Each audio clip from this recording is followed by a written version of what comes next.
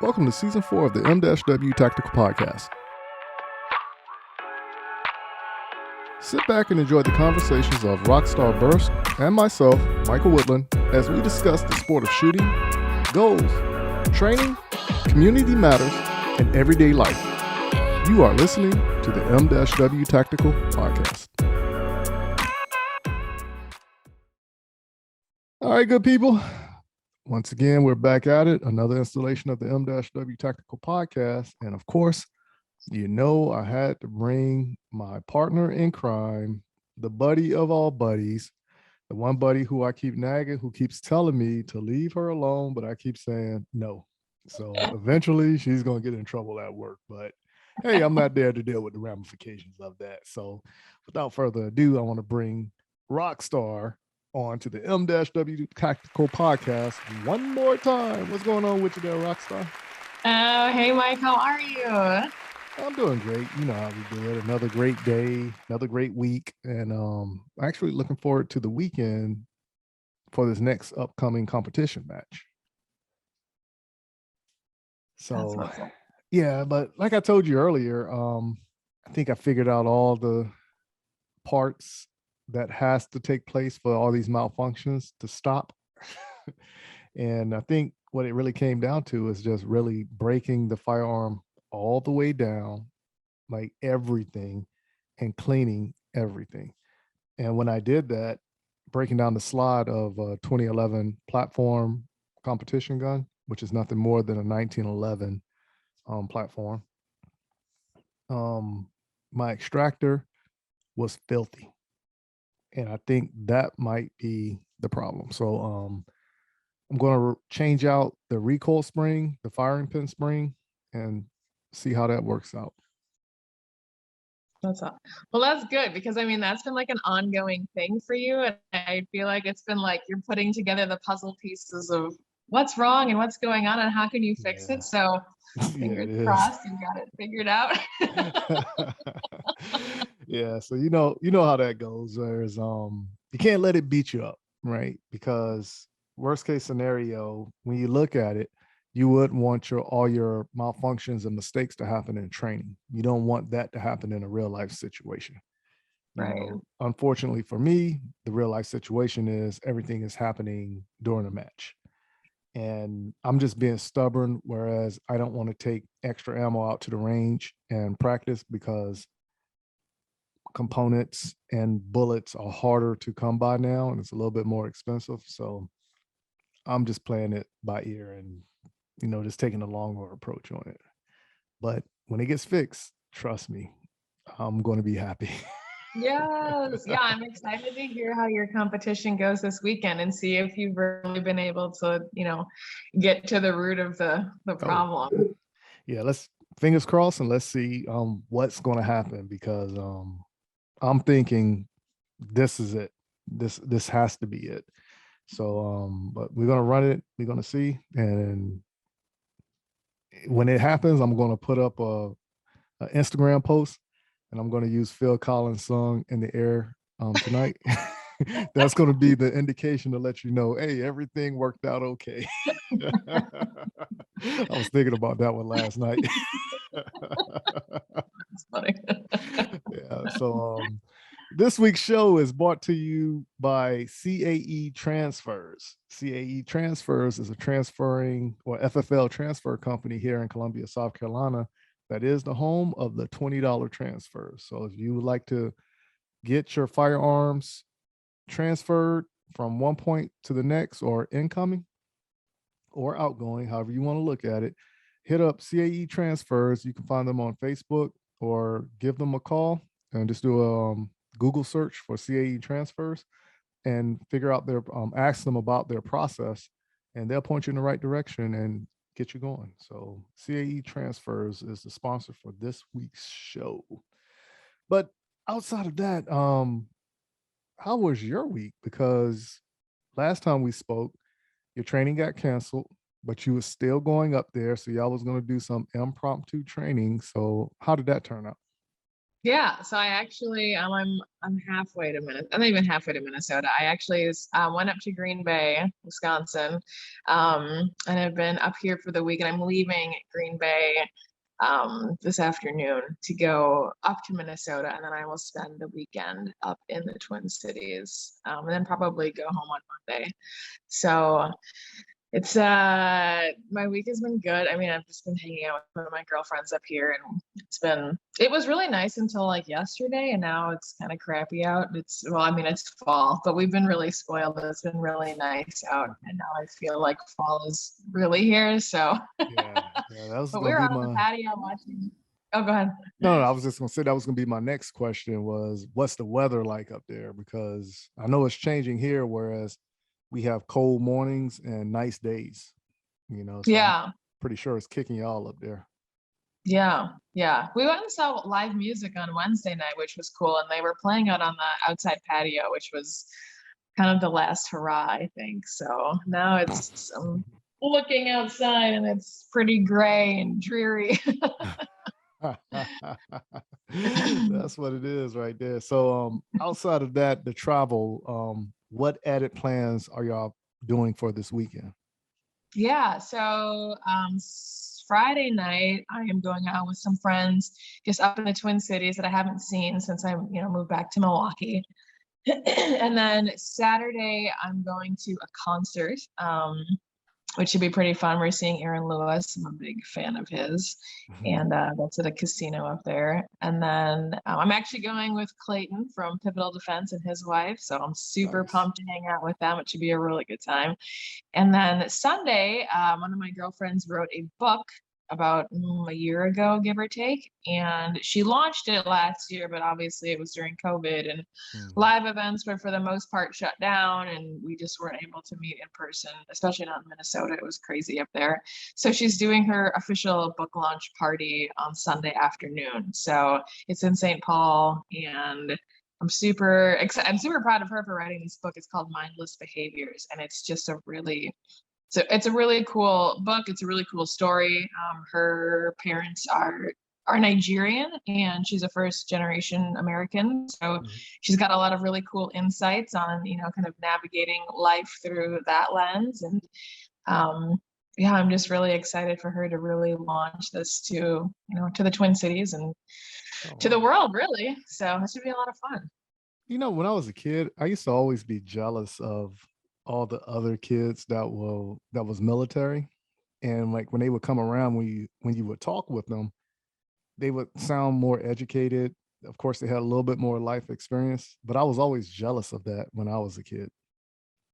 And and of course, now like later on in life when I was in the military and traveling around, and when you actually meet people and you don't even realize how other people look at that. And every now and then, some people will say that to you, like, and I remember a few times people will say that to me, like, well, you're probably well traveled because of X, Y, and Z. And technically, you don't even really think of it like that because you're going from one point to the next point to do your mission, your job, and so forth and so on. And of course, whenever I did all the traveling in the military, I wasn't married and I didn't have my child at the time. But it just doesn't affect you as the parent being in the military. It affects everybody in your household and kind of gives you a broader spectrum on life in a sense of speaking. Yeah.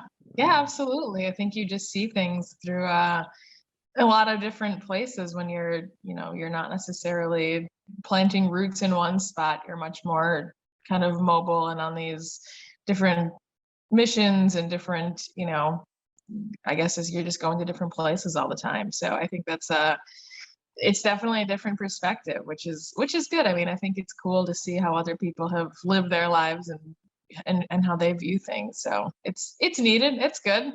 Oh yeah, yeah, most definitely. So also I want to go and let everyone know before we go into this next commercial break that Palmetto State Armory and Sportsman's Warehouse is hiring.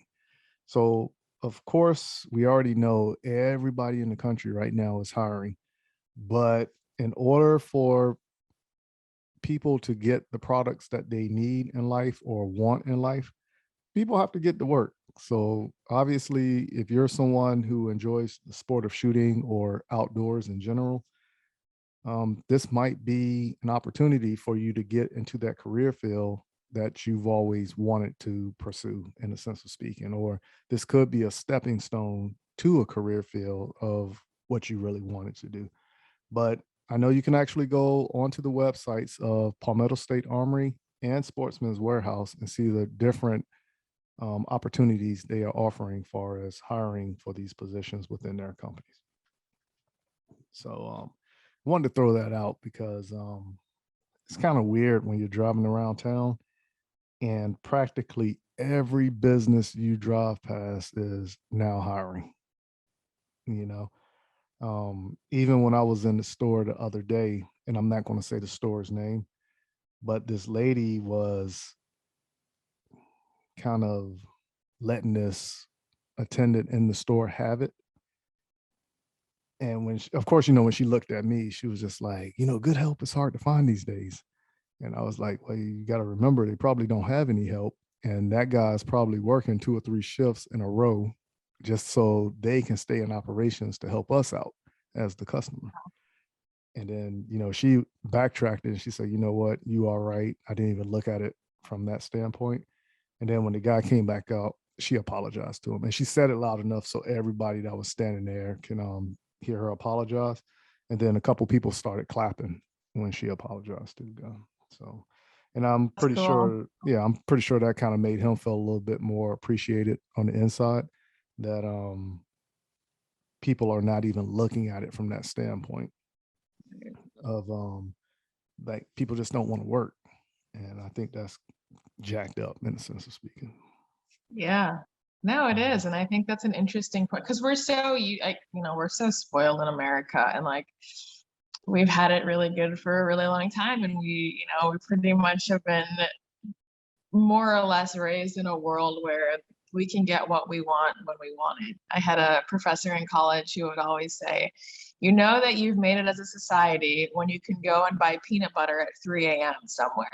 And I was like, you know what? That's a really interesting way to look at things, because you're not wrong. I could go leave my house at 3 a.m. and within, probably a 30 to 40-minute drive, so I could find a store that was open that would sell me a jar of peanut butter. And just a lot of those things that I think we take for granted. And now that we're in this situation where people aren't working and everyone is short staffed and people are having to pick up extra work because their business is short staffed, we're seeing people react in ways that they wouldn't normally react. But it's because we've been so fortunate to not have to deal with these things in the past. So there needs to be some sort of mindset shift. And it's good that you actually called her out, because, she had a blind spot and she didn't see it. And, she's used to I'm sure she's used to going into that store, getting service right away, being able to find what she needs and getting on with her day. But that's not the case that we're dealing with right now. So people need to people need to get to work like that. Yeah, absolutely. But in the meantime, we need to still be kind to the people who are still working, right? Like, they're the ones who are keeping the ship afloat right now. So to like poo-poo on those people, you're going after the wrong crowd. Yeah, I mean, but like I said, now to clarify and clean it up a little bit, if she would have never spoke to me first, I probably would have not said nothing to her. But because she spoke to me, that's the only reason why I opened up that conversation like I did. Sure. But even when you turn around and you look at it, I just think our society is we're accustomed to it, but somebody from a different country, they'll look at us as being spoiled. Right. Only because of we can get what we want when we want it and do what we want, how we want to do it compared to other countries. And it's like I said, I don't know which way you want to go with it, but let me ask you this one, not to take away from my thought process before I jump down that rabbit hole. What event in life happened for you, whereas you appreciated life a little bit more? Oh man, okay, so I feel like I appreciate life every day. I'm Mhm. very big on gratitude and just being fortunate for what I have. I have a zest for life, so I'm happy to be here and be alive. And like I'm adopted. I was the result of a teen pregnancy, and I'm like just very grateful that, obviously my birth mother chose to keep me, and she gave me away for adoption, but she brought me into this world. So I feel like that has shaped a lot of my worldview of just being thankful for what I have, because I didn't even have to be here, right? Right.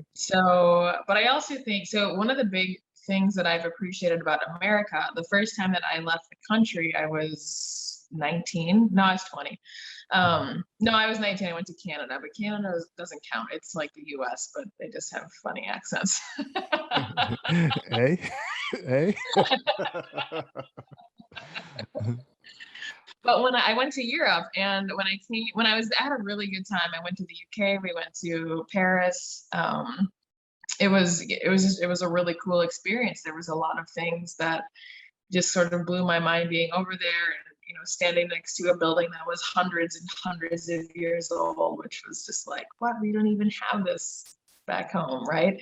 Right. But there were just like little things that I really sort of appreciated about being like, when I came back, I was like, oh, like I don't have to pay for ketchup, right? Or I don't have to pay for water. I don't have to pay to use the bathroom in public places. Just like little things that we have in our culture that aren't the norm overseas.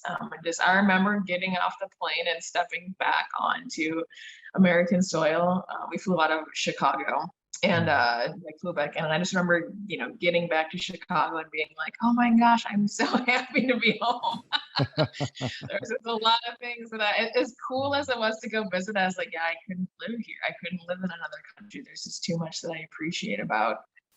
And the whole trip was nuts. Like that was when I was there over Christmas and New Year's, and it was right when like Saddam Hussein had gotten executed. So that was happening. And I'm like, oh my gosh, we're going to get stuck here. They're going to shut down the country. There's going to be a war, and there was just a lot of things happening. So that also, I think, contributed to me being grateful that I mean, it didn't turn into that, but it was kind of uncertain at that time. So yeah. Oh, wow.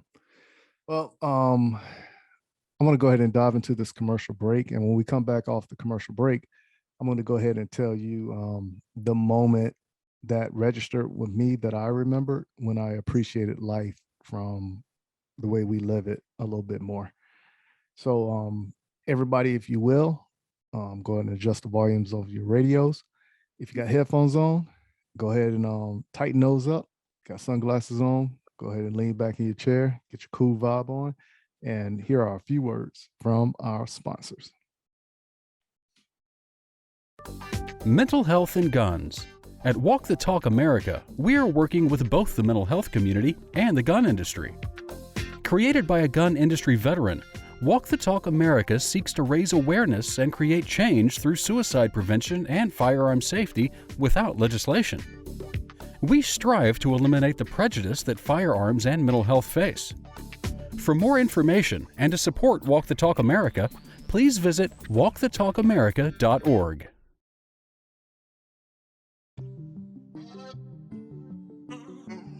What's up, good people? Thank you for taking the time and listening to the M-W Tactical Podcast. Please go visit the M-W Tactical store at www.m-wtactical.com/store and help support our efforts by purchasing a shirt or two. If you haven't done so, go follow us on Instagram and Facebook by searching for M-W Tactical. Are you in the market to purchase your first or next firearm, but find the atmosphere of a gun store intimidating, crowded, or uninviting? There's a way for you to purchase the gun you want while avoiding the crowds, the gruff salesmen, and the marked up prices that come with a brick and mortar gun store. The process is called a transfer, where the purchase is made in an online store and sent to a federally licensed middleman called an FFL, who processes the paperwork and background check for a firearm purchase. CAE Transfers is the FFL with the lowest transfer cost in the Midlands at only $20 or $15 with the presentation of a South Carolina concealed weapons permit and $10 for repeat customers. If you live in Columbia, South Carolina or its surrounding areas, choose CAE Transfers as your FFL during checkout and let me help you complete your online gun purchase. You can find and follow CAE Transfers online at Facebook, Twitter, and Instagram using @CAE Transfers. Thank you for your business, and I look forward to seeing you soon. I'm Jason Pratt, Masterclass USPSA shooter, owner of Brass Monkey Bullets. If you're interested in competition bullets, visit www.brassmonkeybulletsllc.com or call me at 423-967-1063. For more information, my email is brassmonkeybulletsllc@gmail.com. Thank you.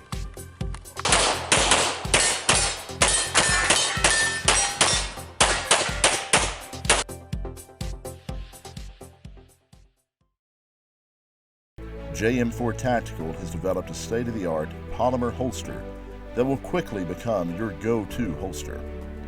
With high-quality Herman oak leather securely sewn to the interior of the molded outer Bolteron shell, your draw becomes silent and no more scratches up and down your firearm. When seconds count, you can rest assured that you will have the upper hand when you need it most. Whether you carry open or concealed, the Relic holster is available in 4 different models, fitting over hundreds of different style guns. The new reliable, easy, light, individual carry holster by JM4 Tactical. Order your Relic today at jm4tactical.com.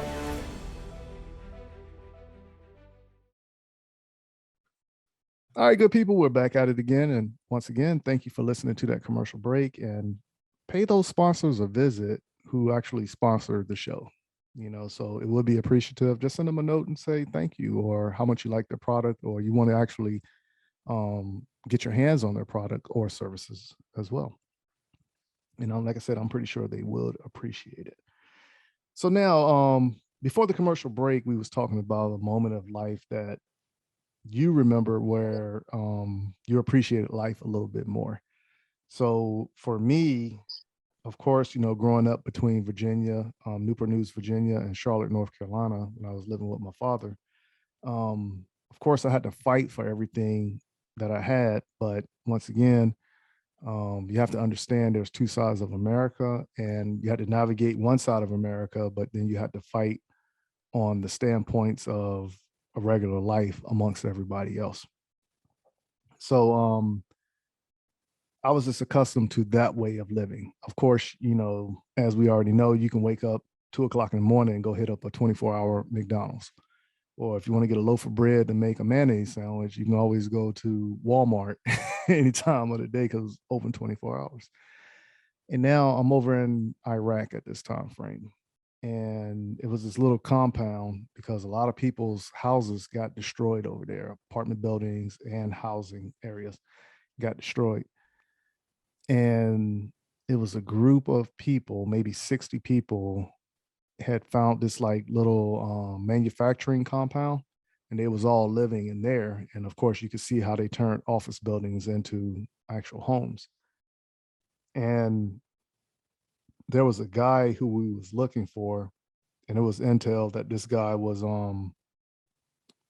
had to do something with planting bombs around the city, in retaliation on us, American forces or allied forces. And of course, when we tracked him down and everything, we actually found out where he lived, and he had the wife and had 4 children. Right. And at that moment, it processed to me like, okay, this guy is just trying to survive for his family, of course, trying to take us out, but we got to capture him so we can do the right thing so we can survive and everything. But like I said, at that moment, that's when it registered to me about the appreciation of life and everything like that. And but like you said, when I was overseas, I didn't like the fact that you had to pay to go into the restrooms. Even like if you was driving, like how we got rest areas here, you just walk in and walk out. I mean, we do pay for it, but we pay for it in taxes. But you don't have to pull out like 75 cents and put in the door to go inside the door to use the restroom, or 25 cents for an extra ketchup packet. So yeah, like you said, I didn't like any of that nonsense either. So, but in a sense, like I said, when you turn around and you look at it, we pay for it. It's just in a different way. It's just not on hand right there. Right. You know. So last week we was actually talking about your vehicle, the Jeep Wrangler. And, Jeep Wrangler. and you know, having over 200,000 plus miles on it. So your trip right now, are you traveling in the Jeep or are you in a different vehicle? No, I'm in the Jeep. Nice. So we're in the Jeep. So here we go. Bam. Yeah. Oh my gosh. So story about the Jeep. So I went to the Badgers game last Saturday, and Sunday morning I wake up and I'm loading up. I had stuff I had to take to Goodwill. I've been just trying to get stuff out of my place and just, you know, Marie Kondo stuff. So I was loading up the back of the Jeep just with like some bags of clothes and stuff like that. And I slammed the tailgate door and I look and I'm like, wait, where's my license plate? Well, somebody got you.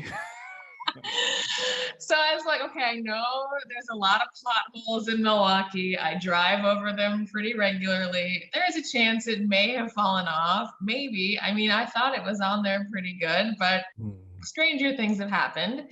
And I didn't even have time to call in the police at that, on Sunday. I was running around. I was doing stuff. I'm like, well, I hope I don't get pulled over because I don't have a license on the back of my car, but I'll deal with it later. So Sunday night, I get a call from the Brown Deer Police Department. So I'm in Milwaukee. So Brown Deer is it's the next town north of Milwaukee. And it was the police. I'm like, immediately I knew. I'm like, are you calling about my license plate? And they're like, we are. Wow. So they're gonna mail it to you, or are you just gonna drive back through and get it, or? Yeah, I gotta go pick it up. So they sent me a letter in the mail saying that they have it, and I have to bring the letter into the police department to go reclaim. So I still don't have the plate on my car because this happened when I was already up in Green Bay, and I'm like, well, I'm just gonna drive around without it. But I have the police report. Yeah, you good with it. Yeah. So I'm like, oh, it is what it is. All right. So now let me ask you this one, since you actually do a lot of traveling over various states, right? So I don't know your status of your firearm carry. So if you EDC every day, every other day, or just when you think it's appropriate.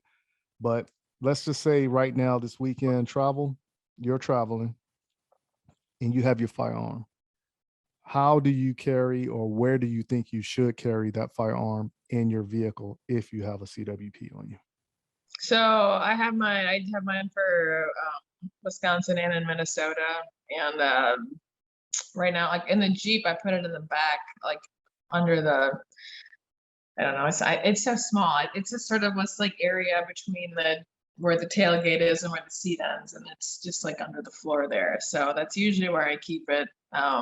Then I've usually got stuff put on top of it, and it's not really visible to the general public. And then if I'm going in somewhere, I'll put it in like the glove box. It really kind of just depends on like where I'm at and where I'm going. And I have not actually driven through like states like Illinois. Actually, no, that's not true. But I wasn't in my vehicle when I did it. So, but yeah, so I try to be, cognizant of where I'm going and sort of what laws are, and just be, as as close to following the rules as possible. But I don't usually get pulled over. I mean, I don't really speed. If I do get pulled over, I can usually like work my way out of a ticket. So most women can. I know, it's, that's a real thing. Unless you get pulled over by a woman cop, then it's game over. They have no mercy. I can't say that one because majority of the time when I get pulled over, I get let loose more than normal, right? So let me see, right now I can remember the last 5 times I got pulled over, and of course this is over the past 5 years. And each time I got pulled over, I was let go minus 1 time, and I got the ticket. And when I got that ticket, that was when I first retired out the military. So I think I was already out the military for maybe 3 weeks, and I got a ticket. But I was I was either in Georgia or North Carolina. I can't remember. but they gave me a ticket, and I was literally doing 5 miles over the speed limit. So, I mean, flow of It's like, traffic goes 5 miles to 10 miles over the speed limit, yeah. but I ended up getting a ticket going 5 miles over the speed limit. But I don't know if the officer perceived me as being negative or what. I was tired more than anything, and I was literally trying to fight to concentrate to talk with him. But Right. I was literally that tired, so I just don't know if he perceived it as being negative or whatever, but Yeah. I wasn't trying to be rude or anything. Right. But I feel like if I wasn't tired, I probably would have let that one got thrown out also. Yeah. But when you actually like when I travel, I appendix carry, right? Okay. So even like when I'm driving around the city, or if I'm going to a different state, I still appendix carry. Now, if I carry any other firearms with me, I position those firearms whereas I can still utilize them as well. And if somebody's in the vehicle with me, I brief them like, okay, look, this is right here in the event something happens. Worst case scenario, I'm just a big stickler on that one. And let's just happen to say like appendix carry is uncomfortable for me that day. I have another holster that I like mount to the side of the one of those storage compartments. Like it's like a shelf Oh yeah. on the Mhm. bottom underneath the gear shift. And it's a holster, like JM4 Tactical holster that I put right there, and the firearm just sits in it. But just depending on how I feel, what I'm wearing, and everything like that, I have everything situated around the driver's area, whereas it will accommodate me to get to a firearm. The only thing I don't agree with, or I don't think is a good idea, is those big magnets that people Oh put yeah, I've underneath seen those. like underneath the steering column, and Yeah. they put it there. I mean, in theory it sounds good, but realistically, if you was to try it or play with it or however you want to, test it out, I don't think a lot of people will actually try to use it and pull it, because even if you pull it or push it, you have the chance of like knocking off your front or rear sight, right? And then trying to pull it down, the magnet is going to be so strong that it might not work for you. So it's one of those measures how you got to look at it. Yeah. Yeah, I've seen those. I don't know if I would use one. I mean, like, yeah, in theory, it looks really slick and like convenient, but I also feel like it's just I don't know. It's not that you would forget. Well, people do forget their guns in their cars, but I just feel like that's another way that you would just leave it there because you've stuck it there and you weren't thinking about it. Yeah. So like even like if I carry a rifle, literally like I position that in a position whereas like all I got to do is grab it and just get busy with it, whatever I'm going to do with it. But that's never happened with me yet, even though I'm already in that ready configuration of how I set it up in the vehicle, even when I'm driving. But I never had a situation whereas, like the enemy was coming at me or anything like it was a threat or anything like that. But it's always best to be prepared just in case, So, but do you think training in a vehicle is as important as training in your house? Yeah. Well, I mean, I feel like I probably am in my car more than I'm in my house. Okay. I mean, it feels like it. I don't really know if I am, but I'm in my car quite a bit. Yeah, I mean, I think it's definitely probably it's different, obviously.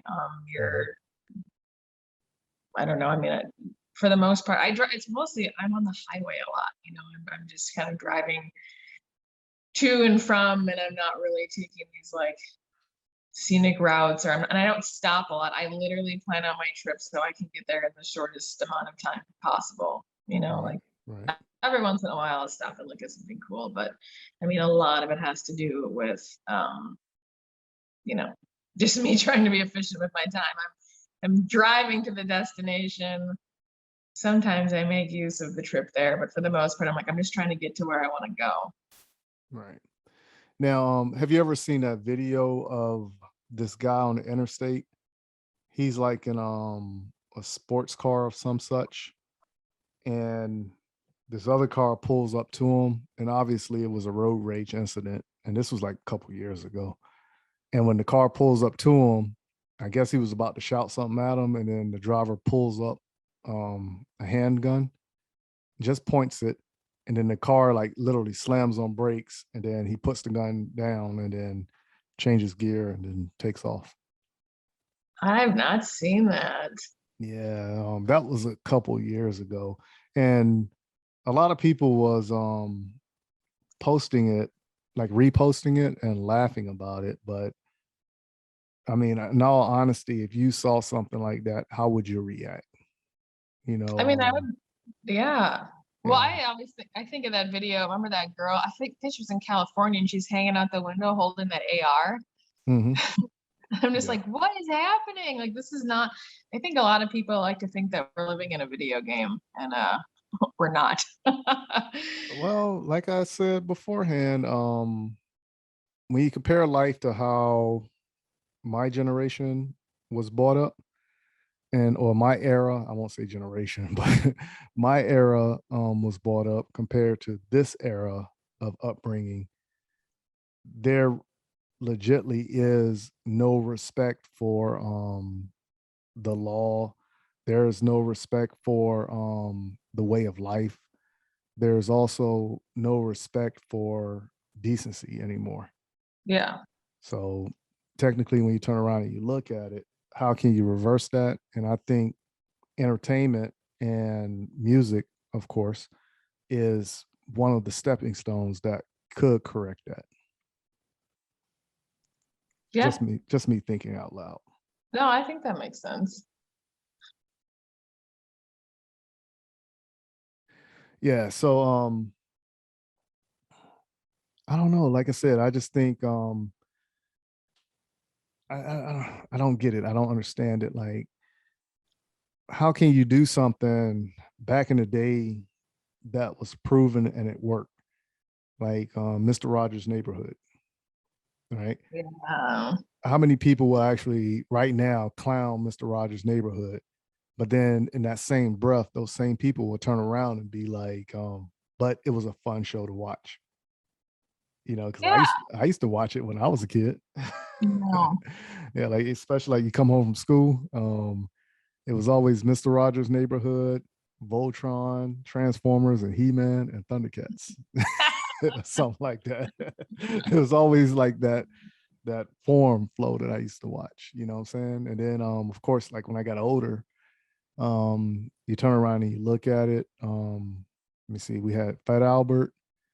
You had a series of different cartoons that we used to watch. The Cosby Show, In Living Color, A Different World. And then you had like Family Matters was one Yeah. that I can clearly remember. What's the name of the other show? 8 is Enough, I think it was. Was it 8 is Enough or 7 is Enough? I think it was 8 is Enough. But shows like that, it always talked about things from a family dynamic and how the family came together to help solve that problem or dealt with an issue. And, you know, of course, it always ended in a positive atmosphere. And I think that kind of steered life, because technically, when you look at it, how many people do you know that tries to emulate what they hear or see on TV in their everyday life? You know, even like there's a certain part of my life, whereas I remember everybody was walking around trying to look mean for whatever reason. Like, "Oh, it doesn't work for you, man. Why are you trying to look mean all the time? Like, that make you look tough? Like, what's going on?" You know, it's just like who's that? That character. He's a gangster, but every time you turn around, they always, yeah, you see, yeah. Like, hold on. That's supposed to make you tough? Like, what? You're supposed to be scared when you talk like that? You know, so but I do think entertainment kind of steers, and like people do things in fashion trends, and it's, the entertainment industry is what actually steers that attitude, that demeanor. Like right now, I do not agree with like certain music that's out right now, because it's all negative. Another thing I don't like is all these dance challenges is where it's not classy to me. I just don't think, regardless if it's a man or a woman, exposing themselves, shaking certain body parts like that, I don't understand how people can look at that and say that's entertaining, you know. But it's what it is. Everybody can form their own opinion, but technically when you look at it, that's a driving force that I think is driving society down, because now you're dumbing down people versus as, like, let's go ahead and start educating people in school how to balance a checkbook, how to properly handle finances, how to invest, you know what I'm saying? The rules of what you can do with the house, how to maintain, everything financially, whereas you can have a better life. But like I said, I think just everything is in place right now is dumbing down society. And even with dumbing down society, when you turn around and you look at it, now you got to look at other facets of life, of now how people are going to use a car to commit crimes, now how people are going to use different resources of firearms, you know what I'm Right. saying, in crimes and so forth and so on, you know what I'm saying?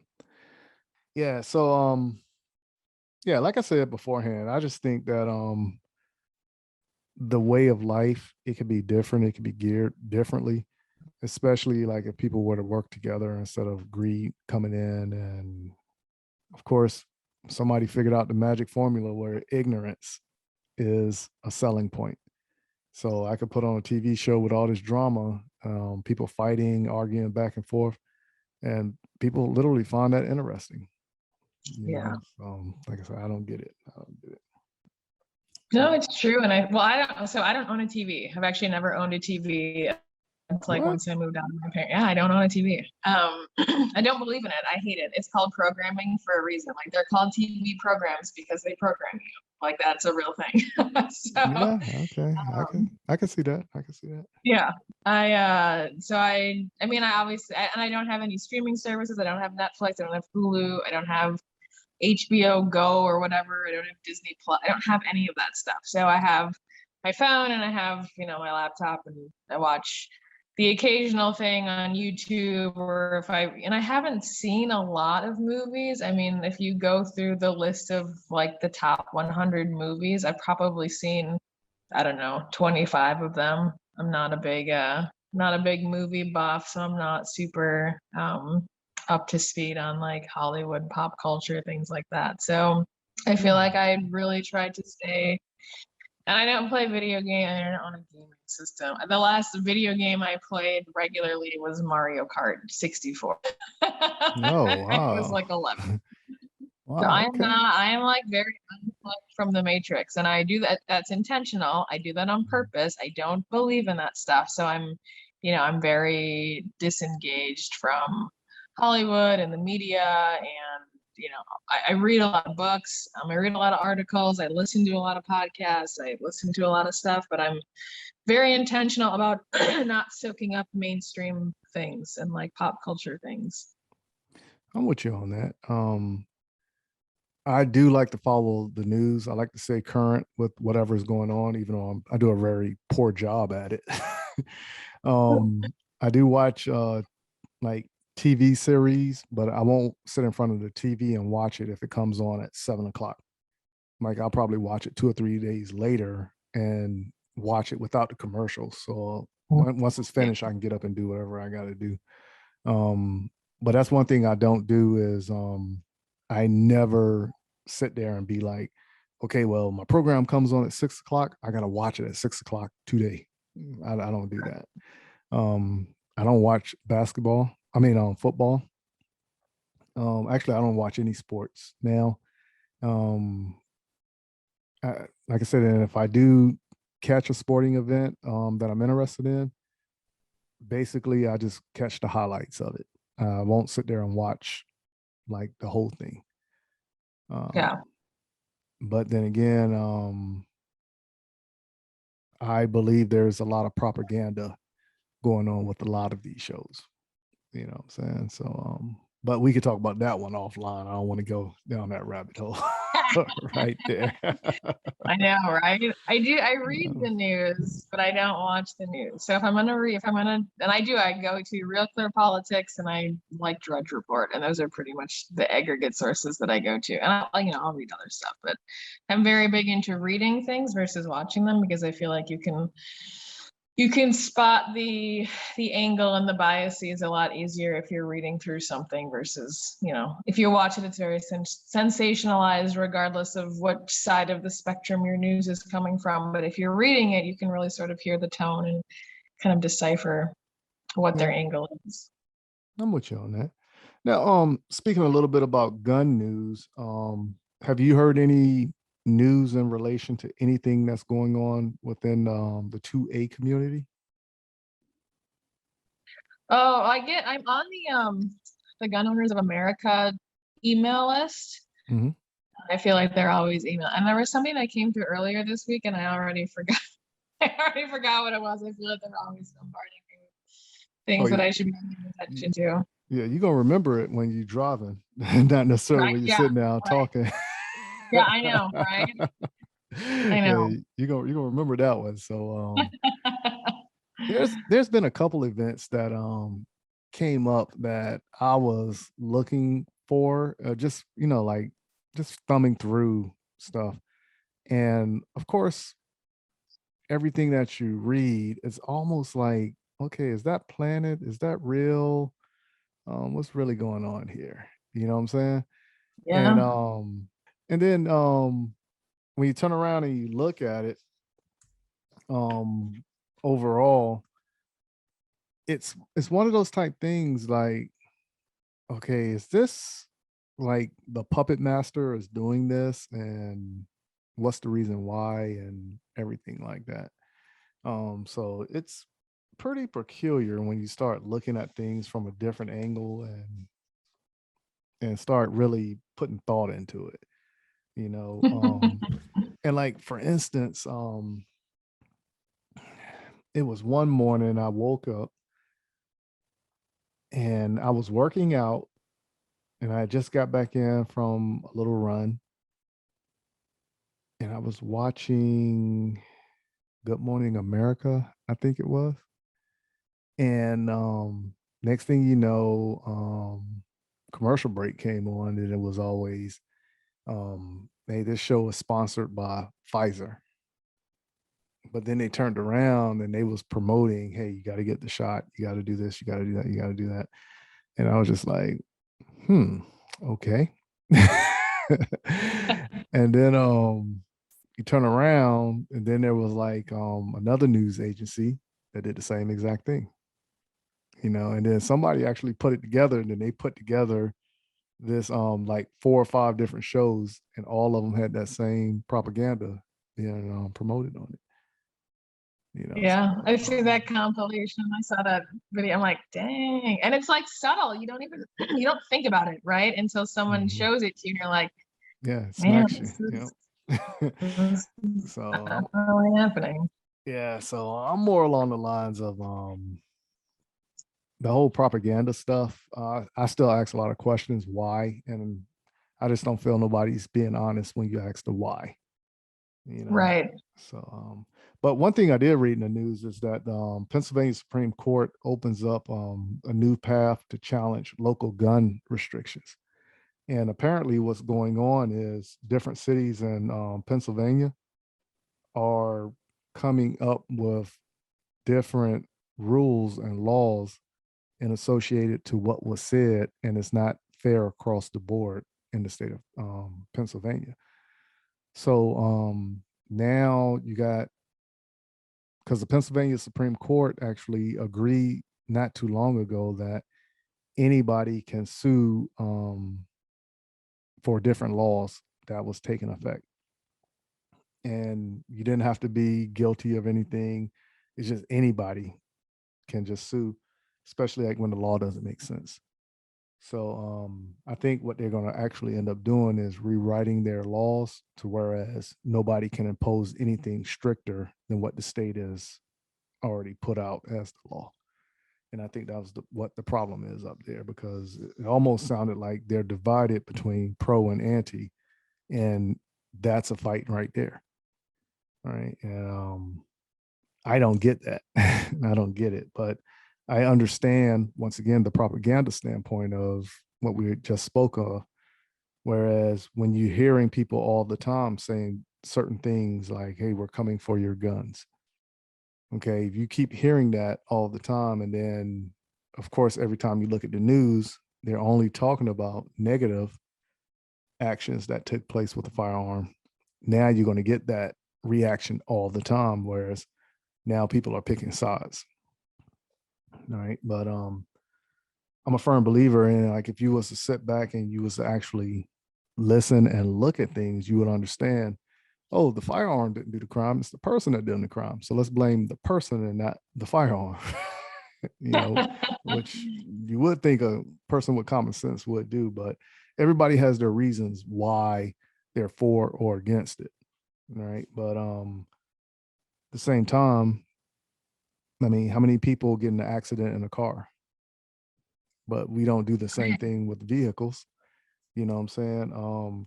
How many times have somebody went to the hospital and they got the wrong shot or a wrong procedure done on them? We don't beat that up either. Or what about the grocery store that's selling old meat at a higher cost so they can keep their profits going? But yet we're not holding that store accountable for what they're doing and everything like that. But yet you get firearms thrown into the midst of it. Right. So I'm like, how do you deal with that? And how do you actually look at things now?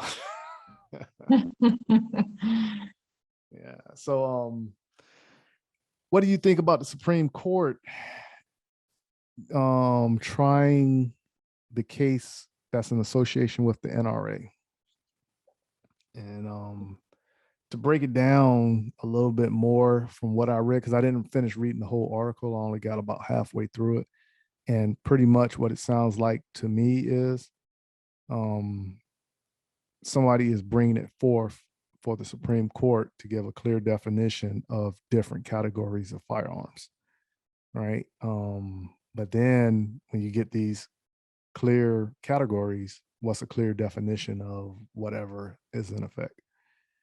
And what I'm looking at and what I'm seeing is everybody who is saying something in relation to a firearm that wants to get rid of it, they are not even educated on the firearm. I'm still trying to figure out from just my years of the military, how is an AR-15 or M4 rifle considered an assault rifle? Because my definition of an assault rifle is an automatic machine gun. You know what I'm saying? It could be the M249, the SAW, squad automatic weapon, or the M60 or the M249. I mean, not the M249, the M240 Bravo, right? Which is the advanced version of the M60, which is called the Pig in the older generation. So in other words, that's the in the movie Rambo, you saw him holding up two automatic firearms in both his arms, and he's sitting there shooting them, and the rifles are pretty long. All right. That was the M60 in the Rambo movie. Nice. I But actually haven't seen Rambo.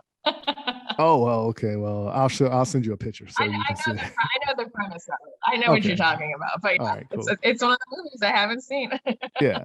So for me, that's right there is assault rifle, because it is allowing a group of people to assault whatever objective that you're going to do.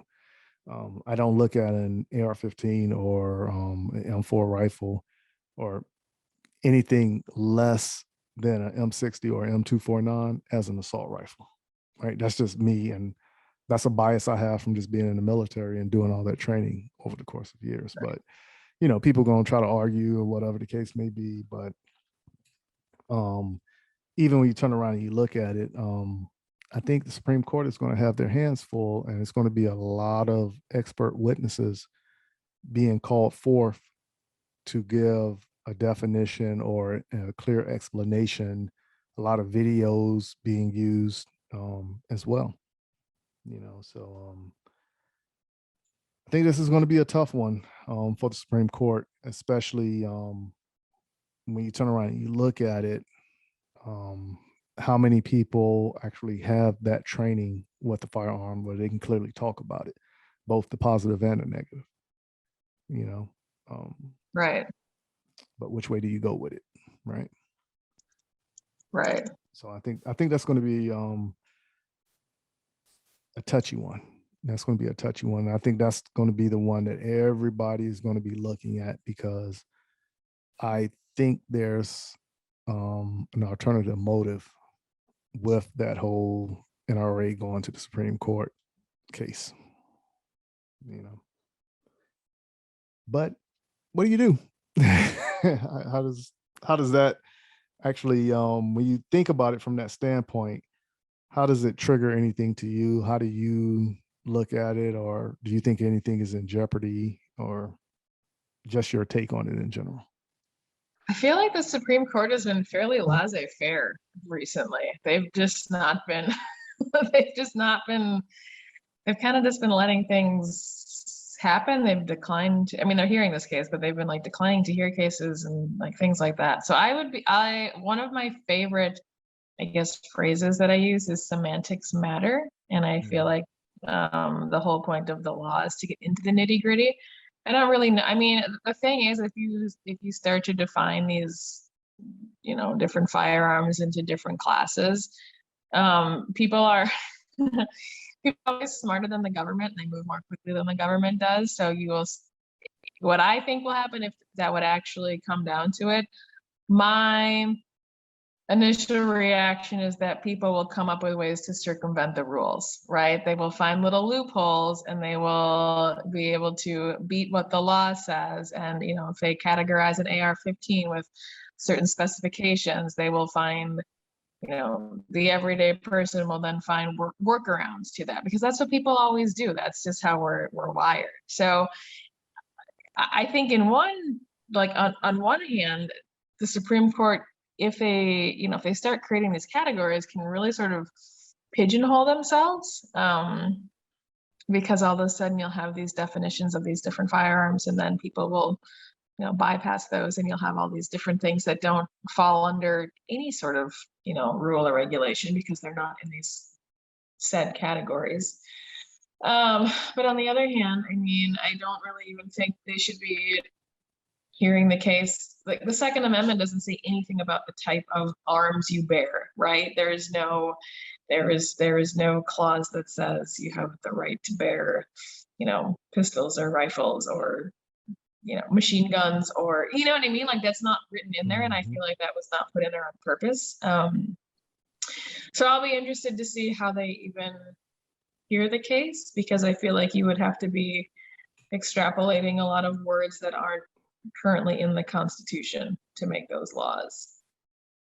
Yeah, I agree with you on that one. I think it's going to be a tough one, because every time the Second Amendment was brought up to the Constitution over the past 15, 20 years, they refused to hear anything in relation to that. And they always left it up to the states. Right. But I think this one's going to be, pretty interesting to see how it's going to turn out.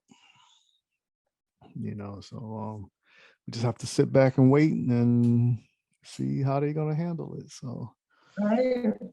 Yeah. So I don't know, but it is what it is. So that's a little bit of gun news that we have for y'all this week. And right now we're going to go ahead and get ready for this interview segment that's coming up. And this week we're going to be talking with another guy who does podcasting and who also does competition shooting. His name is Alex, and the name of his show is called Manny Talks Shooting. So I met Manny online, and he hit me up, started asking a bunch of questions, and had conversations going back and forth every now and again when he first started following me. And he's a very interesting person in my sense of speaking. And actually, I enjoy talking with him. So we actually did the interview with him. We hit him with the quick fire questions and saw how he answered those. And like I said, brand new in the competition shooting, brand new in the podcasting. So it's pretty exciting to me to actually hear somebody's journey from that standpoint, especially when they're new. And you can actually see like how their development and their growth is taken forth. But I've always enjoyed helping people, listening to people, and giving a little bit of advice here and there as to the direction they want to go. So maybe one day we can go ahead and get Rockstar to go ahead and fire up her own podcasting empire. I actually have a podcast, but I haven't done any. I have 3 episodes posted and 4 more recorded that I have not done anything with, that I just fall into the wayside. It's called The Everyday Rockstar. It's you on behind the YouTube. power curve then. Someday when I have time to actually, Yeah, I got you. invest. This is easy. I mean, you do all the hard work. I just to show up and talk. Hey, that's it right there. Just throw it off on me, right? And we'll run with it. All right. So, but yeah, let's go ahead and get ready and listen up for this interview segment with Manny Talks Shooting. His name is Alex, but the name of his podcast is Manny Talks Shooting, and you can find him on Instagram under Manny Talks Shooting also. Also, if you would like to, if you're new to the podcast and you want to go ahead and you want to follow me, please head on over to Facebook and YouTube and look for M-W Tactical. And if you're on Twitter, Instagram, and TikTok, look up at M_W Tactical. And, follow us and like and join in on the conversations that we have on those various social media platforms as well. And then, of course, if you want to hit up Rockstar, you can follow her at Rockstar Burst. So it's Rockstar, and then my last name, Burst, Berst. You can find me on there. I'm most active on Instagram. You can find me on LinkedIn as well, just under MJ Burst if you have any professional business or marketing needs. I'm a marketing guru by day, and it's sort of my wheelhouse. But if you want to talk fun, cool stuff and current events and all those things, find me on Instagram and we can chit chat there. There you have it right there. So please, everybody, stay in your seats, and here are a few words from our sponsors. Are you in the market to purchase your first or next firearm, but find the atmosphere of a gun store intimidating, crowded, or uninviting? There's a way for you to purchase the gun you want while avoiding the crowds, the gruff salesmen, and the marked up prices that come with a brick and mortar gun store. The process is called a transfer, where the purchase is made in an online store and sent to a federally licensed middleman called an FFL, who processes the paperwork and background check for a firearm purchase. CAE Transfers is the FFL with the lowest transfer cost in the Midlands at only $20 or $15 with the presentation of a South Carolina concealed weapons permit and $10 for repeat customers. If you live in Columbia, South Carolina or its surrounding areas, choose CAE Transfers as your FFL during checkout and let me help you complete your online gun purchase. You can find and follow CAE Transfers online at Facebook, Twitter, and Instagram using @CAE Transfers. Thank you for your business, and I look forward to seeing you soon. Mental health and guns. At Walk the Talk America, we are working with both the mental health community and the gun industry. Created by a gun industry veteran, Walk the Talk America seeks to raise awareness and create change through suicide prevention and firearm safety without legislation. We strive to eliminate the prejudice that firearms and mental health face. For more information and to support Walk the Talk America, please visit walkthetalkamerica.org. Hey, this is Brian Conley at Hunters HD Gold. If you've never tried Hunters HD Gold, then I challenge you to find me at a match next year. Go to the website under scheduled events, find out where I'm going to be, come meet me in person and demo a pair for yourself. Find out why shooters across the United States are changing to Hunter's HD Gold to get 43% more light to their eyes, better contrast, eyes that are not fatigued at the end of the day based on the colors that we use, and find out the real meaning of why they change so you don't have to. So check us out on our website, huntershdgold.com, and I look forward to seeing you at the range soon. JM4 Tactical has developed a state-of-the-art polymer holster that will quickly become your go-to holster. With high-quality Herman oak leather securely sewn to the interior of the molded outer Bolteron shell, your draw becomes silent and no more scratches up and down your firearm. When seconds count, you can rest assured that you will have the upper hand when you need it most. Whether you carry open or concealed, the Relic holster is available in 4 different models, fitting over hundreds of different style guns. The new reliable, easy, light, individual carry holster by JM4 Tactical. Order your Relic today at jm4tactical.com.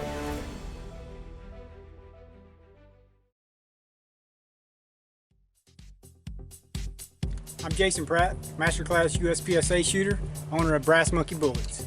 If you're interested in competition bullets, visit www.brassmonkeybulletsllc.com or call me at 423-967-1063. For more information, my email is brassmonkeybulletsllc@gmail.com. Thank you.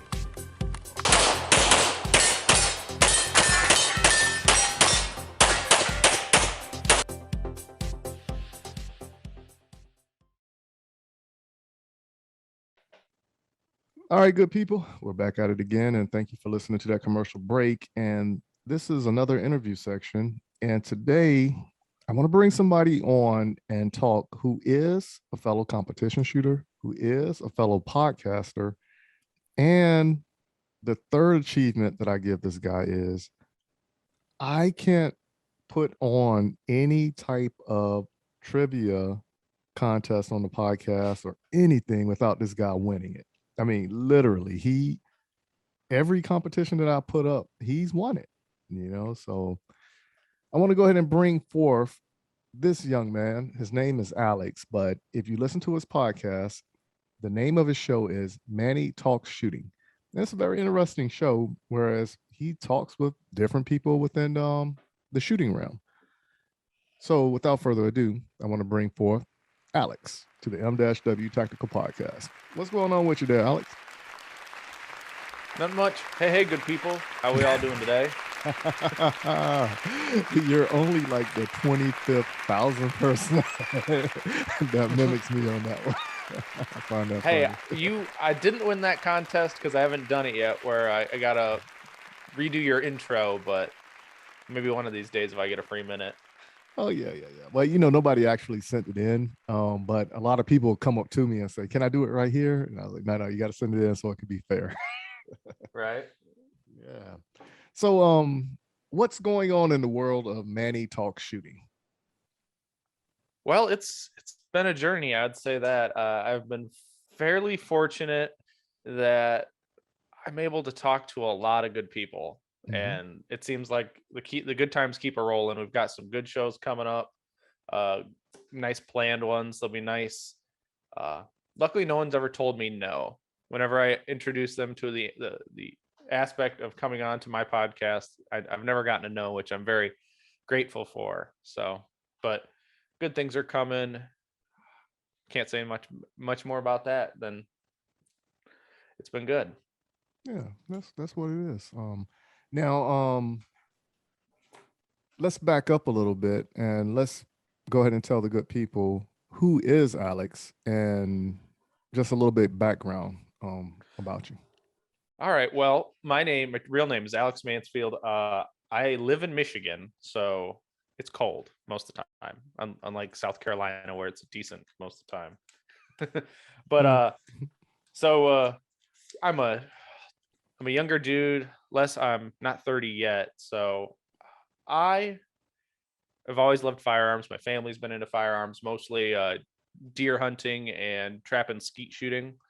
no one was really into the self-defense side or, personal protection until maybe a couple of years ago when we had that, I don't know, someone just clicked at a bunch of us to go get our CPLs and whatnot.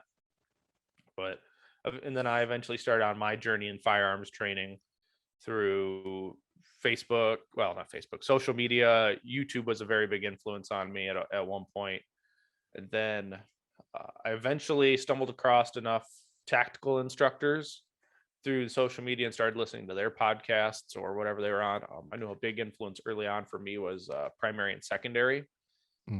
It's like a forum group / podcast of a bunch of like-minded individuals. So then I met Scott Jedlinski from Modern Samurai Project. He also did a podcast, and it eventually clicked to me, and he told me, if you want to be better at shooting, you need to be under pressure, so you need to go compete in USPSA. So then I listened to a couple more podcasts to him, and Tim Herron was on. If anyone knows Tim Herron in the competition shooting spectrum, high-level GM single stack shooter. And then it was like the point where I'm going to go compete. So I bought a gun, bought all the gear I needed to compete, and I started that journey. And I haven't looked back since I started that. My first match was October of 2020, and I haven't looked back yet. So, hey, that's what it is right there. So now, between doing podcasting and shooting, which one do you find to be more therapeutic for you? I would say they're both therapeutic in a way. Shooting is always fun. You get to go hang out with more of your friends. I mean, we've all gained friends and compadres through shooting, so we always like going to matches or shooting out and training, which is always nice because it's more of a social event. But I still get to compete to my level and try my best. But with podcasting, I really get to deep dive into information I want to know about somebody, get to know somebody's story, and it's really a big learning experience for me. I honestly love talking enough that my wife has told me, like, just be quiet, I don't want to talk right now. So I'm like, all right, I'll go find somebody to talk to. So I'm lucky enough that the social aspect lets me learn enough through that, and it lets people also learn through me probing. Well, I wouldn't say probing, but asking my good questions to my guests. So I would say they're equally therapeutic for different reasons. Got you. Yeah, I agree. It depends on what spectrum, how you look at it. But I think overall, shooting is a little bit more therapeutic for me because it's just me against time. And how I facilitate that time is depending on my mood, my mindset, and physical environment around me. Whereas when I'm holding a conversation, you know what I'm saying, that's between the person and I. And I guess you can actually say it's a form of respect between the two, because you can actually talk to somebody who you can't stand, and still learn from that person. But I think in today's society, the art of communicating and listening is gone, because it's always, oh, you don't agree with me, or I don't like you, or my group of people don't like you, and I think that's kind of overbearing in a sense of speaking. I would agree with you. And honestly, some people just like to argue. Like if you don't share the same exact point, they will berate you until you concede or just don't want to have the conversation anymore. And honestly, we both can learn from both sides. Like there's always things to disagree on, but if some people come from a logical aspect and try to explain it without personally attacking anybody, I mean, we both can learn. There's always two sides of a coin, I like to say. So not one person is always right. There's a way, and there's not always the way on things. Also, two things I used to do in the military. The first thing I used to do, and I used to always tell my soldiers this: if you don't like someone or you don't like to work with someone, tell them to their face. But when you do that, now you drew the line in the sand, and y'all know what not to cross now. right? Because now the respect is there. Like, okay, I don't like you. I don't like how you look at whatever it is, right? So now when we come in, you don't have to ask me how my day is, right? You don't have to ask me about my family or anything like that. It's just, okay, we're here to work, and that's it, right? Mhm.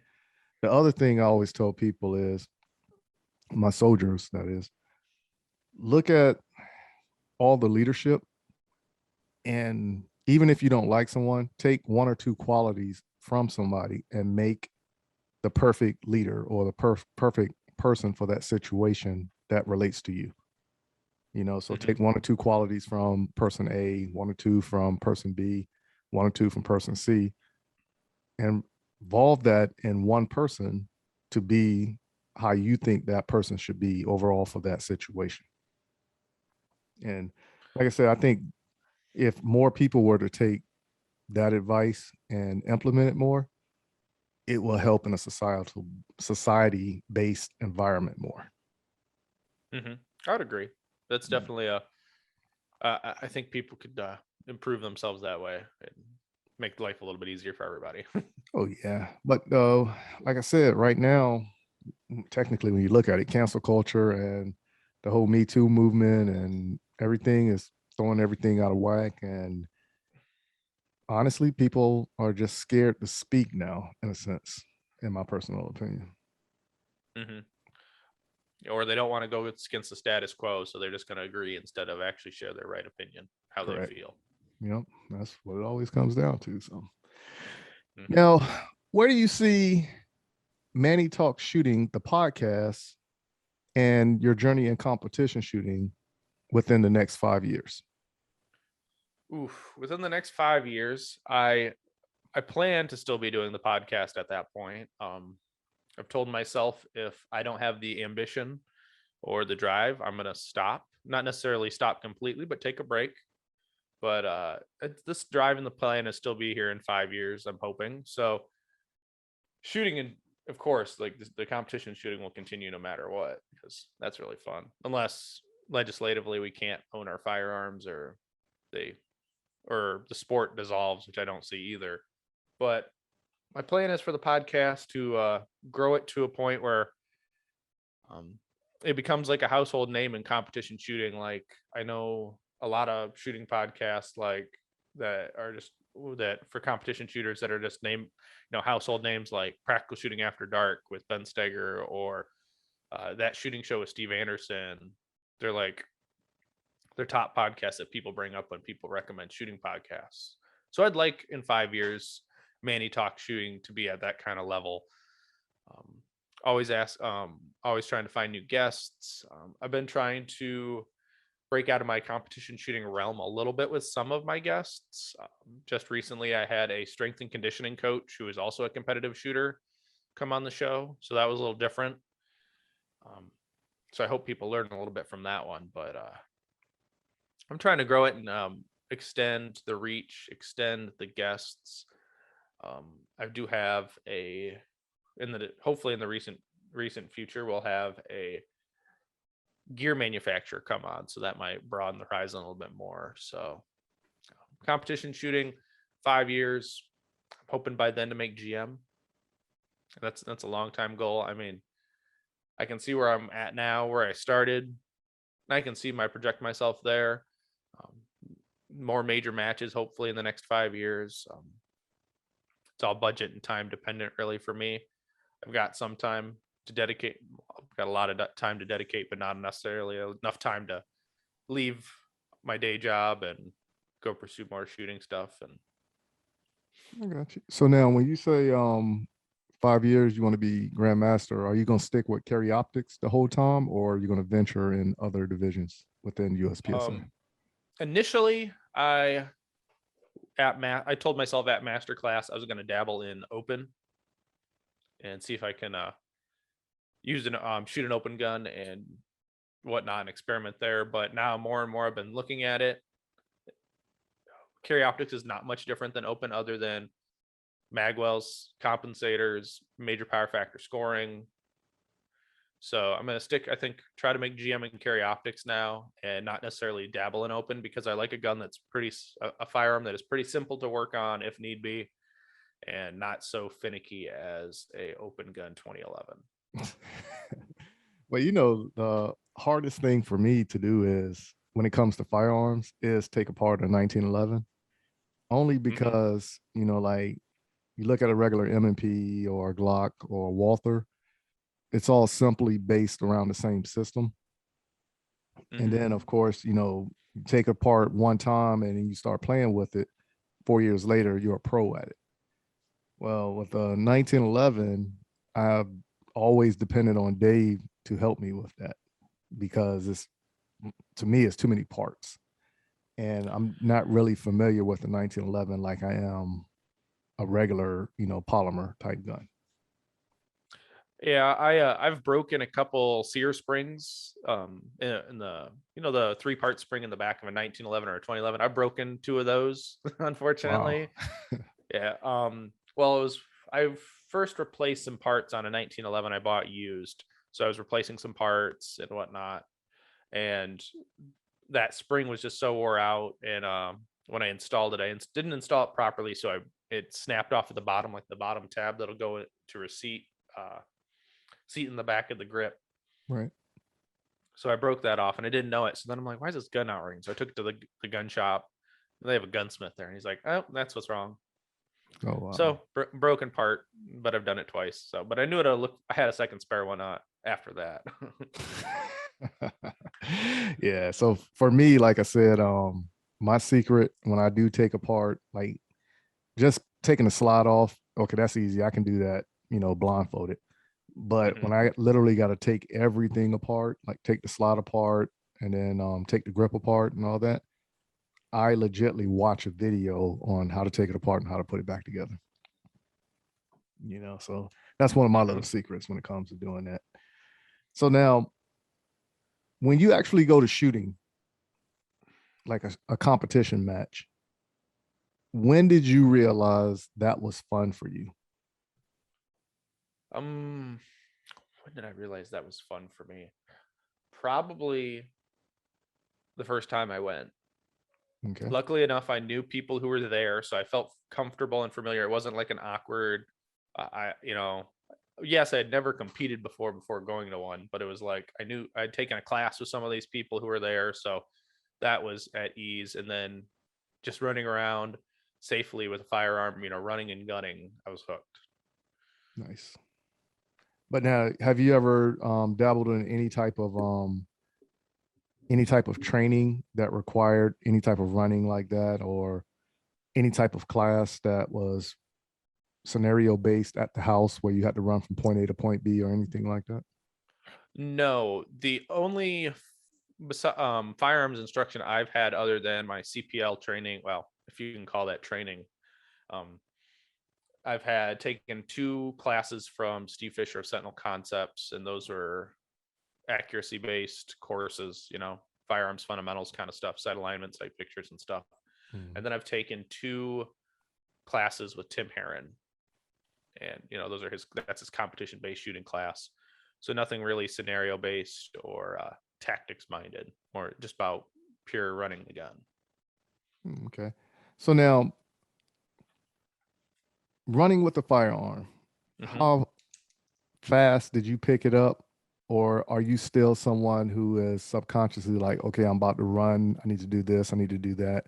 Or is it automatic for you? I would say that how I run with a firearm safely is very subconscious to me, even though I've had some critiques on how I do it, and it's not the most efficient way.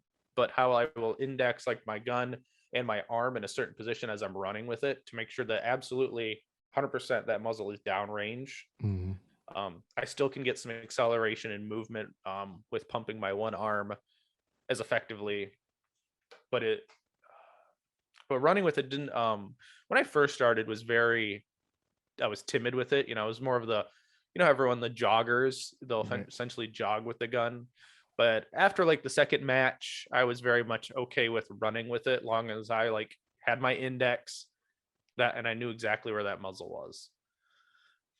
Yeah, I think that's the reason. If you ever watch some of my videos with shooting, Out of 10 videos, you'll probably see one video with me really running hard and fast as I can from point A to point B. Every other video is mainly like a gradual push.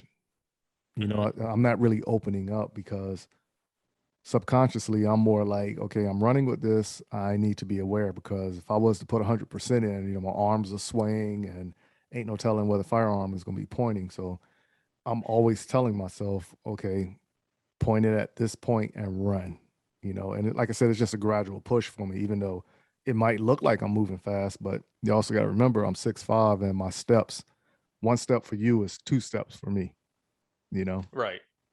So, but when you look at it from that standpoint, I'm still, even though like all these years I've been shooting, that's the one thing that always sticks in my mind, because when we was doing some training when I was a private, and it was the live fire portion of it, and this guy ended up shooting somebody in their leg when we was running, and he was running with his finger on the trigger. So, and that was like the first lesson of keep the finger off the trigger when moving from point A to point B.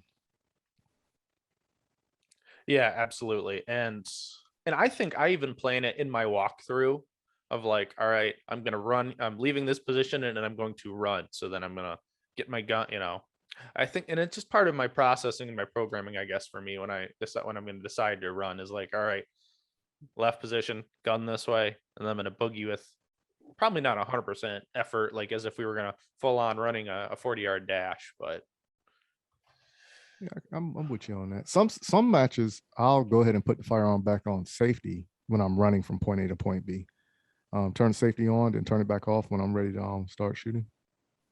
But it's always like I the same said, good plan. Yeah, it is. But I mean, I got to really think about that one in order to do that. Like the last time I can clearly remember doing that was nationals, because a lot of the stages at nationals, running from one point to the next point, was like long runs, and I was just more like just really being safety cautious on that standpoint when you look at it like that.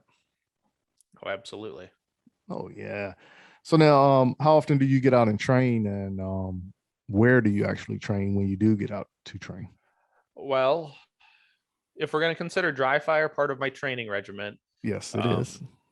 When I'm in the big swing of things, right now I'm on a break or a as I feel like it basis, or when time allows, I'm typically going to get 4 days of dry fire a week. Now that might be 1 session a day. It might be 2 sessions if I can fit the time in, but it's really 4 times a week or 4 days a week, for about 30 minutes at most. Okay. Now, do you think you need more than that to actually reach your goal, or do you think 30 minutes is the standpoint you need to be at to reach that goal? 30 minutes is where my hands start to get fatigued from gripping properly with the gun. So after 30 minutes, it just kind of became moot repetitions or bad. I wasn't getting the results I was looking for in my dry practice. So I figured out 30 minutes is about the max for me. If I'm just going straight for 30 minutes, not taking like a 5-minute break in there or something, because I could go longer if I took like a break, or like I sat there playing my phone for a minute or so and then I could go again. But if I'm really focused on doing my dry practice, 30 minutes is about my max. 2021 ammo has been very tight for me.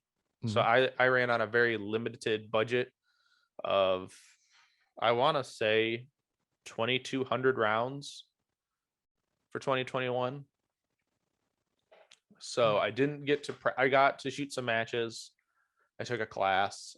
I did not get to live fire as much as I'd like. I'd like to at least go once a month, just to keep, once a month other than shooting a match, to remember what recoil feels like, how the impulse of the gun feels.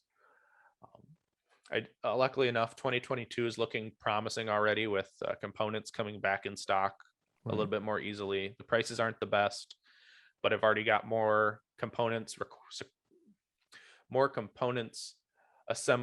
acquired and assembled than I already had for last season. So it's going to be better in that regard. But I definitely think to make my goal, I'm gonna have to eventually keep progressing down more and more rounds, more and more time, but also keeping the balance between, work, training, family life, and civil responsibilities and duties. Right. So it's always, for me, it's been a balance issue. I've never been able to just say, oh, I'm going to do this occasionally. No, if I find a hobby, I'm very addicted to it, and I dive head first.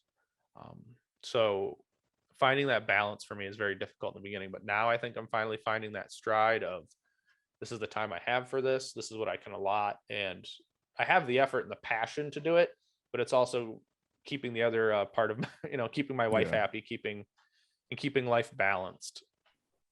Yeah, I'm a firm believer in that.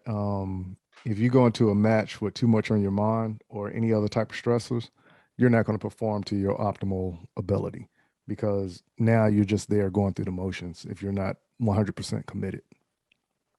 Agreed. Going back to what you said about 30 minutes, I totally agree with you on that one, because it was a point last year where I was doing like 2 and 3 sessions a day of dry fire, and it was for an hour each session.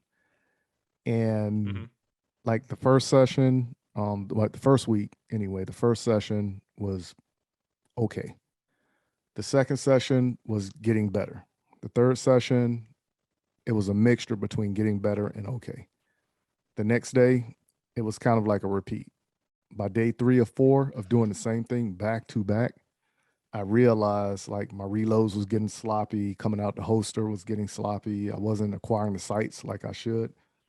So then I cut it back to 2 sessions a day. Then pretty much the same results. So I cut that back to 1 session a day, which was 1 hour. And it was hit or miss with that.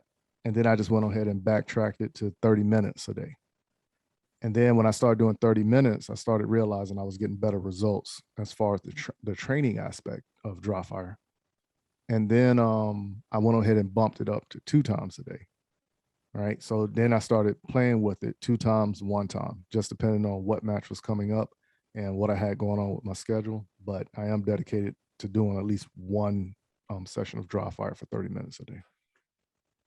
So yeah, I totally agree with you on that one. Whereas you can reinforce bad habits by training too much. And just because you're saying, okay, I'm doing 3 hours of dry fire a day, doesn't mean you're doing it correctly. So you gotta really read yourself on that one, Yeah, absolutely. All righty. So you ready for this next session? Oh yeah, I'm ready for when you are. Oh yeah. So here we go. This next session is I ask you a series of questions, and it's called quick fire. Okay, so I'm gonna change it up. So these are your tones you're gonna get. When you hear that one, it's going to be more along the lines of like, okay, I can agree with that one. Okay. Okay. When you hear this one, that's pretty much saying, okay, I don't agree with that one. And if you want to talk about it, we can talk about it. Okay. All right. So you ready? Ready when you are. All right. So the first question will be loyalty or respect.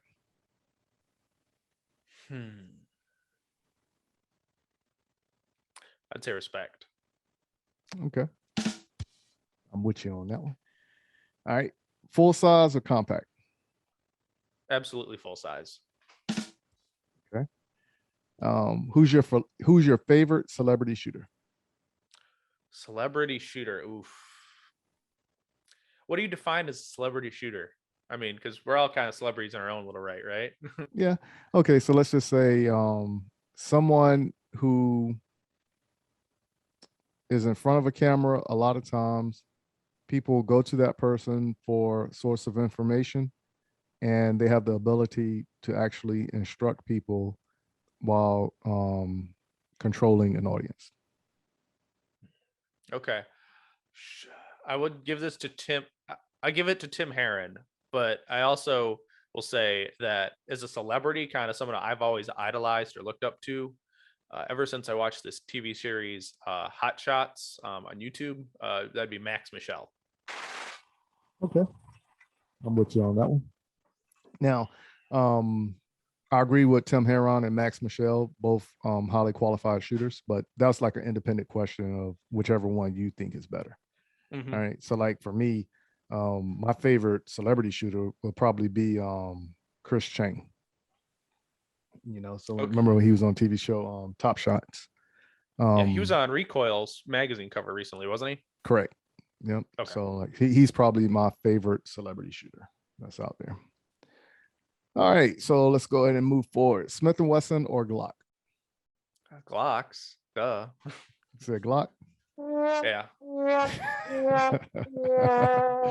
I'm not a real Glock fan. I don't even own a Glock, but I'm have one sent to me. But I'm gonna make that a Carry Optics firearm, and I'm gonna play with that a little bit. And that opinion might change here in the near future, but time will tell. I mean, if I know what Glock that is, if I can remember from listening to the last episode, I think you're gonna like it. It's gonna be a sweet gun. That person does a lot of good work and knows what he's doing when he to fine tune those. And yeah. So Yeah. like I said, I'm keeping it open in mind, and like I said, I'm gonna run it. I'm gonna run it hard and play with it and give an honest assessment. And like I said, my opinion might change, but as of right now, I'm sticking to what I know. You know. Mhm. All right, so here we go. Over the ear protection or in the ear protection? I am in love with in the ear. Okay. All right, so that one's a hit or miss. That's personal preference also, but I'm like you, I'm in the ear also. Yeah, and it's been hard lately. I've been using these Peltors, electronic in the ear. They're nice, but I've been trying to get myself. I've been trying to find some inner ear molded ones for better sound dampening. So I've been looking at some different companies and see if I can get something worked out, like Premier. I think they were at the Carolina Classic this year, but they only travel. I think they travel, so to get their products, you've got to get them to custom mold stuff. But Well, they do different levels of it. Whereas like if you go to a match and they're set up at a match, talking about Premier ear protection, they actually custom mold it. So they inject the molding into your ear, let it sit for a little bit, and then once it's hardened, they'll let it curate for a little bit longer, put some type of coating over it, and then they give it to you. Or you can actually do the higher grade, whereas they can put the amplified hearing protection in it or the device in it, so you can actually hear downrange a little bit further. Or they can even customize it for your earbuds, stuff like that. But all that stuff has to be sent off to a shop. They can't do all that there at the range, but they can do the basic molding at the range. And right now it's a toss up between me, whereas when I'm shooting competition, I just got a pair of Premier ear protection moldings done.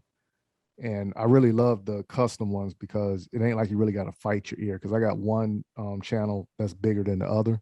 So it's kind of difficult just to go in and be like, hey, I want to get these earbuds and put them in, and it doesn't work the same for me. But the other option you have with the custom ear protection is you can also do over the ear protection if you want to double up as well.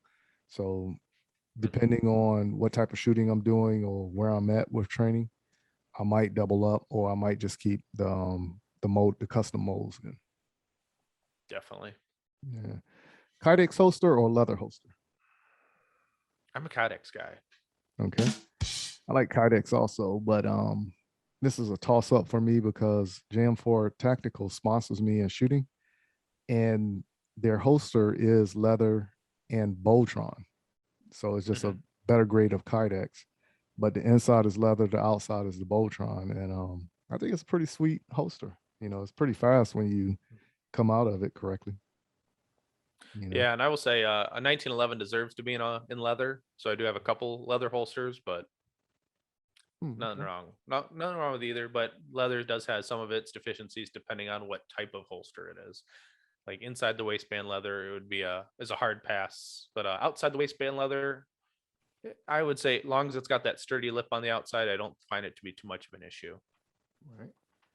Okay. So flashlight on the firearm or no flashlight on the firearm? Both.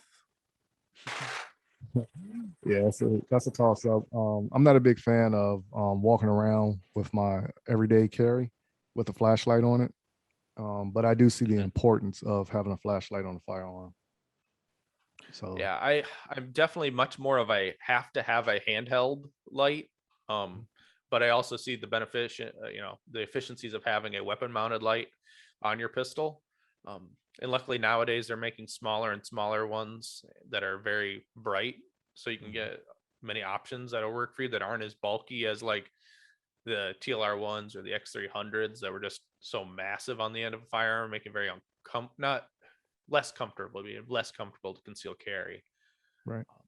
And it all depends. Like if you're outside the waistband, like having a duty holster that's got a big light on it, it's different than if you're carrying inside the waistband. So, gotcha. All right, safety or no safety? You're talking like an external safety, like a thumb safety, like in a 1911. Correct. That's a toss up for me. Depends on the platform, but like for my striker fired guns, I would say no safety, like on my Glocks.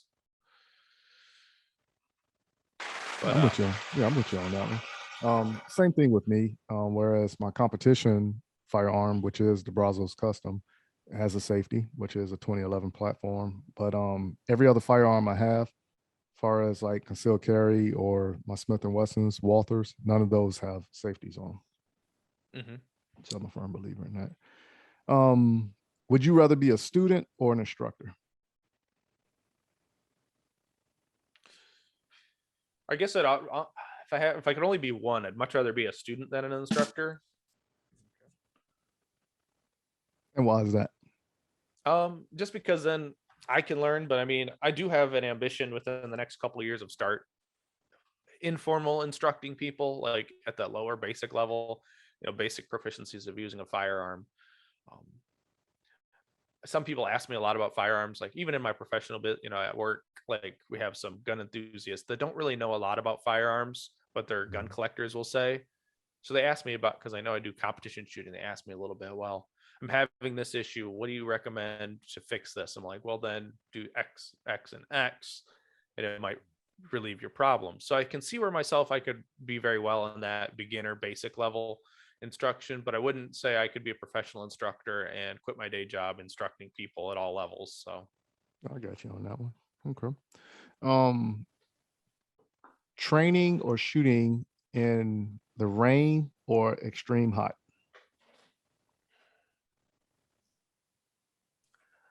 it'd be the rain. I do not perform well in high heat zones. Only reason I say the rain is I just feel like I perform better in the rain. Like even when I was in the Army, my best physical fitness test was in the rain. But being extremely hot, it doesn't necessarily bother me. But I mean, as of recently, I have noticed myself starting to become a heat casualty more. So I go through the motions of trying to keep my temperature down, a cool rag on my head, drinking enough fluids, all that to try to mitigate all that, the dangers of the heat. Yeah. All right. Yeah, So and the heat definitely zaps your mental capacity as well. Like if you're if it's a long 10-stage, 12-stage match and it's hot as get out and you're like, I got 4 stages to go. I just want to be done, and then you're like, but I still got 4 stages to go. Yeah, I've been in that boat plenty of times before. All right. So 2 more questions. All right. So here we go. Jesse Harrison or Julie Galop? That's a hard one. I like them both. Yeah. I would say though, if I had to pick one of them, I would take Julie. I'm with you on that one. So that would have been my selection on that one also. All right. And the only reason I say Julie is because of the expertise and the way she passes knowledge down. She actually observes more, in my personal opinion. She observes more and she can facilitate how to get you where you need to be a little bit better in a sense of speaking. That's, like I said, that's just my personal opinion. Agreed. And she definitely puts out a lot of good information out there on social media for people to learn, which is quite nice. Yes, very much so. All right, last one. Speed or accuracy?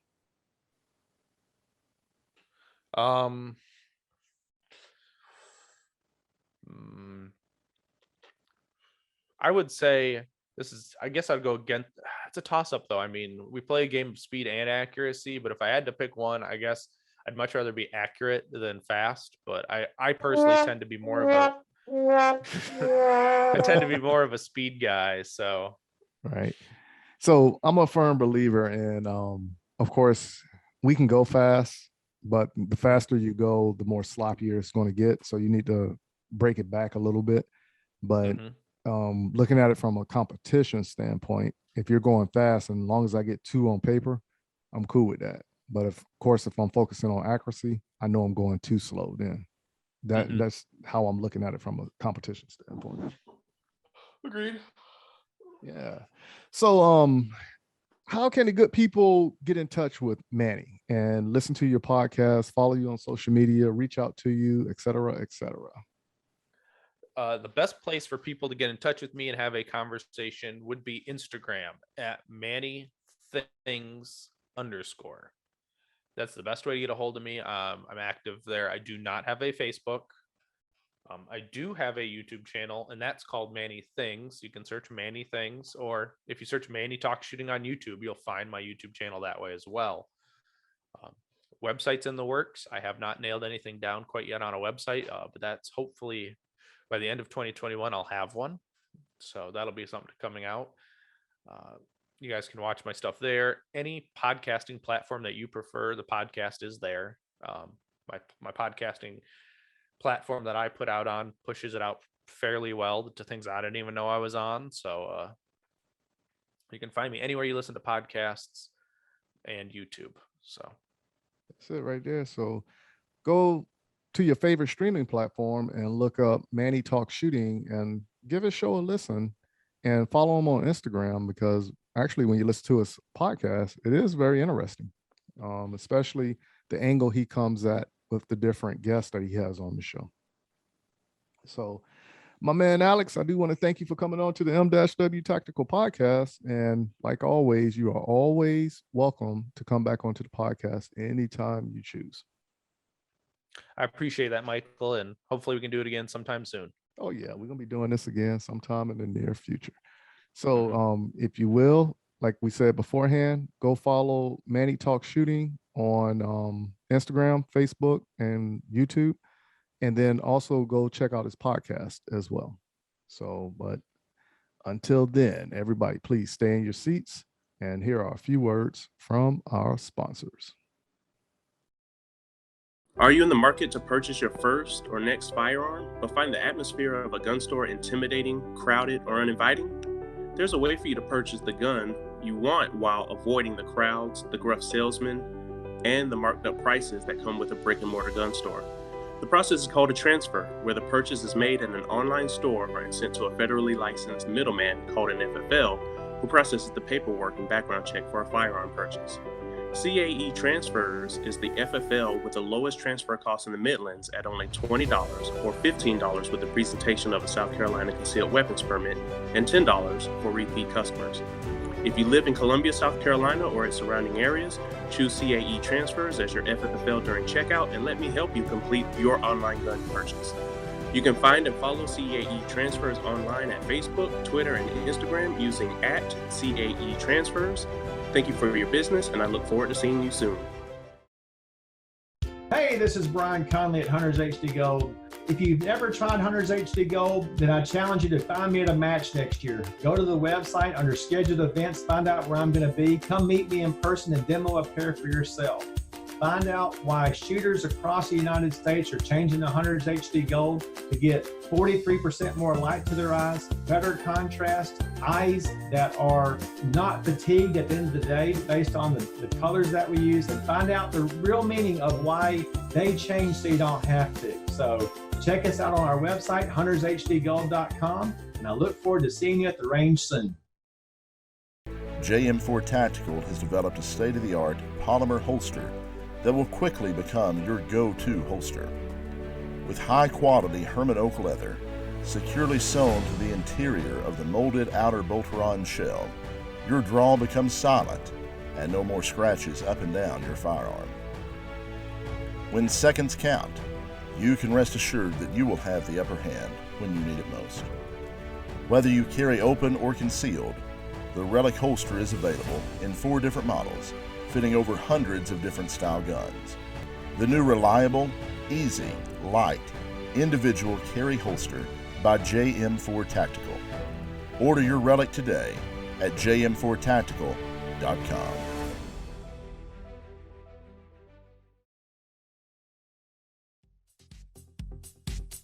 I'm Jason Pratt, Masterclass USPSA shooter, owner of Brass Monkey Bullets. If you're interested in competition bullets, visit www.brassmonkeybulletsllc.com or call me at 423-967-1063. For more information, my email is brassmonkeybulletsllc@gmail.com. Thank you.